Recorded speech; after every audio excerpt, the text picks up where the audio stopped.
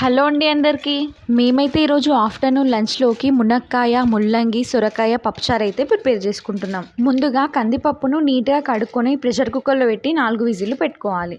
Water ఎక్కువైనా పప్పు పొంగకుండా ఉండడం కోసం కుక్కర్లో ఒక చిన్న స్టీల్ మూత యాడ్ చేసుకోవాలి. అలాగే కొంచెం పసుపు కూడా యాడ్ చేసుకోవాలి. మరో పక్క పప్పుచారు క్వాంటిటీకి అలాగే పులుపుకు సరిపడేంత చింతపండు రసం రెడీగా పెట్టుకోవాలి. ఇప్పుడు స్టవ్ వెలిగించి ఒక బగోని పెట్టుకొని దాంట్లో 3 టేబుల్ స్పూన్ ఆయిల్ యాడ్ చేసుకోవాలి. ఆయిల్ బాగా హీట్ ఎక్కిన తర్వాత ఆవాలు, జీలకర్ర, పచ్చిమిర్చి, కరివేపాకు అలాగే కొంచెం పసుపు యాడ్ చేసుకొని బాగా కలుపుకోవాలి.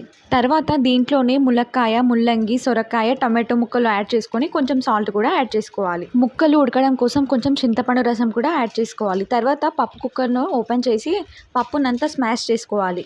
పప్పు మెత్తగా పల్చగా అయ్యేంత వరకు చింతపండు రసం యాడ్ చేసుకుంటూ స్మాష్ చేసుకోవాలి. తర్వాత ఈ మిశ్రమాన్ని మొత్తం బగోనిలో పోసుకుంటూ కలపాలి.